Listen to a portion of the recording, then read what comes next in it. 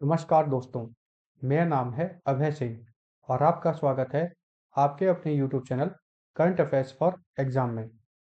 दोस्तों, अभी का हमारा टॉपिक है Kerala revise ancient spice route. Kerala एक छोटा सा कोस्टल स्टेट, लेकिन अगर हम हिस्ट्री का पर्दा उठाएं तो यही वो जगह है जहां से दुनिया की ग्लोबलाइजेशन शुरू हुई थी। आज से हजारों साल पहले, जब यूरोप को एशिया का रास्ता ठीक से नहीं पता था, जब मैप्स इनकम्प्लीट थे, जब ओशंस मिस्टीरियस हुआ करती थी, उसी टाइम केरला के पोर्ट्स दुनिया के सबसे कनेक्टेड प्लेसेस में से एक थे। और अब हाल ही में जनवरी 2026 को केरला ने ऑफिशियली दुनिया के सामने अनाउंस किया है international spice routes heritage network. यह सिर्फ एक टूरिज्म प्रोजेक्ट नहीं है, यह हिस्ट्री का रिवाइवल है। यह इंडिया के मैरीटाइम पास्ट का ग्लोबल रिक्लेम है और यह बताता है कि पावर सिर्फ बॉर्डर्स से नहीं, स्टोरीज से भी आती हैं। जनवरी 2026 को location Kochi, venue Bolgatty palace. 3 दिन का international spice route conference organise किया गया।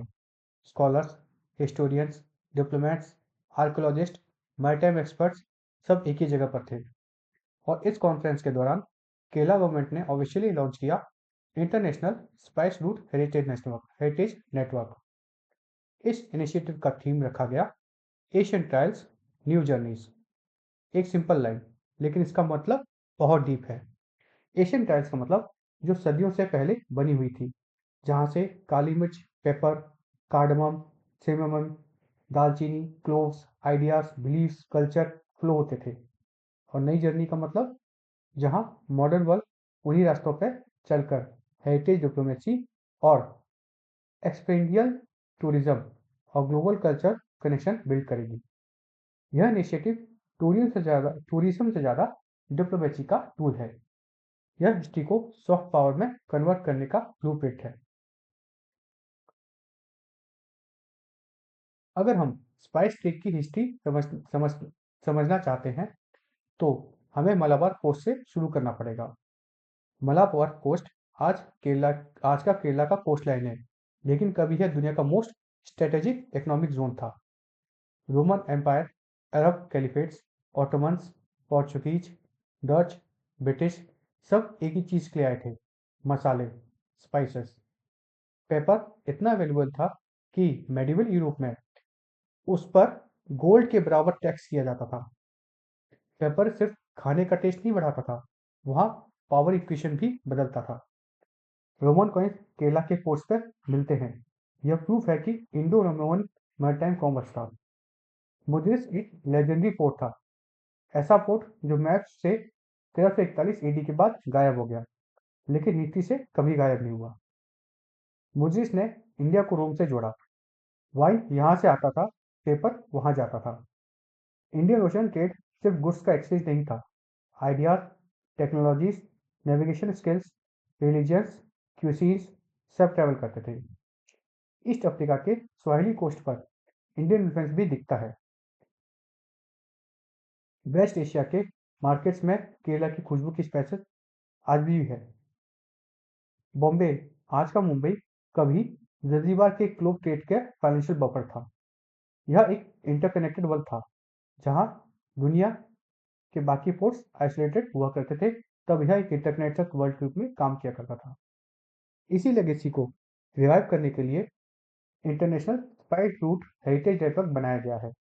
यह नेटवर्क 31 नेशन को रिकनेक्ट करेगा, एशिया, अफ्रीका और यूरोप के बीच। यह कोई सिंबॉलिक एमयू नहीं है, यह एक मॉडर्न वर्किंग प्लेटफॉर्म है जहां जॉइंट रिसर्च की जाएगी। इस हेरिटेज नेटवर्क में कुल 38 डेलीगेट्स जो कि 22 कंट्रीज से पार्टिसिपेट किए हैं और इसके नेटवर्क के फाउंडेशन फेज का हिस्सा बने हैं। यह नेटवर्क सिर्फ ट्रेड हिस्ट्री नहीं बताता, यह बताता है कि कैसे आइडियाज मूव हुए, कैसे बिलीफ स्प्रेड हुई, कैसे टेक्नोलॉजी ट्रेवल हुई। यह एक लिविंग हिस्ट्री का प्रोजेक्ट है। इस पूरे इनिशिएटिव का हार्ट है मुजरिस हेरिटेज प्रोजेक्ट। केरला ने इस प्रोजेक्ट को और स्पेंड कर दिया है 33 इमर्सिव स्पाइस जर्नीज में। यह जर्नीज 8 स्ट्रेटेजिक रीजनल क्लस्टर्स में डिवाइड की गई हैं।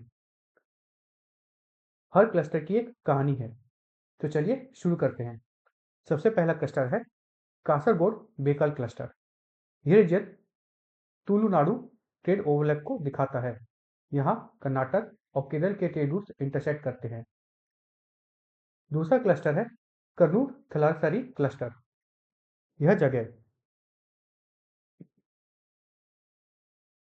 यह जगह मपीला क्यूसिन्स का ग्लोबल इन्फ्लुएंस दिखाती है। अरब ट्रेडर्स का कल्चर इम्पैक्ट भी यहाँ पे दिखता है। और थय्यम एक रिचुअल जो ट्रेड और बिलीफ का फ्यूजन है, उसको भी यह रिफ्लेक्ट करता है। तीसरा क्लस्टर है कोझिकोडे क्लस्टर। यही वास्को डी गामा ने लैंडिंग की थी। यहीं से यूरोप का डायरेक्ट मैरीटाइम कनेक्शन बना था। Food museums, navigation trails, explorer narratives यह क्लस्टर बताता है। चौथा क्लस्टर है मुजरिस। एक ऐसा पोर्ट जो एग्जिस्ट करता था लेकिन फ्लड के बाद वैनिश हो गया। 1341 एडी के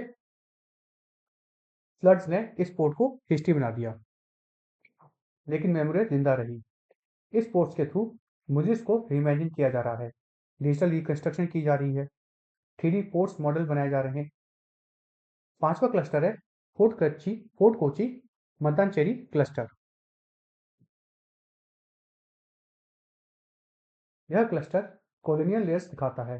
Portuguese churches, Dutch palaces, British architecture, Jewish synagogue, spice warehouses, trading streets यह एक लिविंग टेक्स्ट बुक है। छठा क्लस्टर है त्रिशूर क्लस्टर। यह इनलैंड ट्रेड रूट्स दिखाता है। पोर्ट से इंटीरियर ट्रेड स्पाइस का मूवमेंट। यह बताता है कि स्पाइस ट्रेड सिर्फ कोस्ट तक लिमिटेड नहीं था, इंटीरियर ट्रेड भी ग्लोबल नेटवर्क का हिस्सा था। सातवां क्लस्टर है Alappuzha cluster.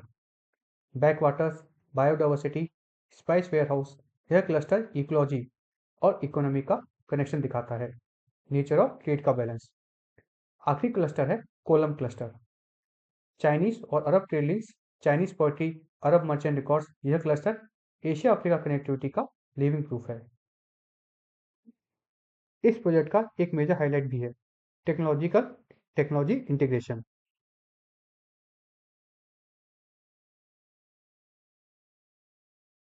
Digital apps, augmented reality, 3D port recreation. Visitor सिर्फ सुनते नहीं, देखते हैं कि एशियन शिप्स कैसे आते थे, पोर्ट कैसे ऑपरेट करते थे, मार्केट कैसे फंक्शन करता था।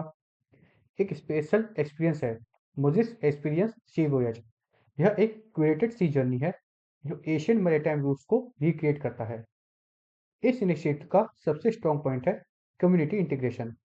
Local farmers, spice cultivators, artisans, folk artist.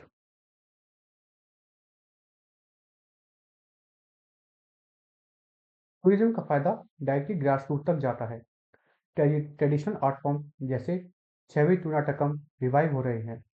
Jewish musical tradition को नया प्लेटफॉर्म मिल रहा है। यह टूरिज्म एक्सप्लोटिव नहीं है, यह कम्युनिटी रूटेड है, सस्टेनेबल है।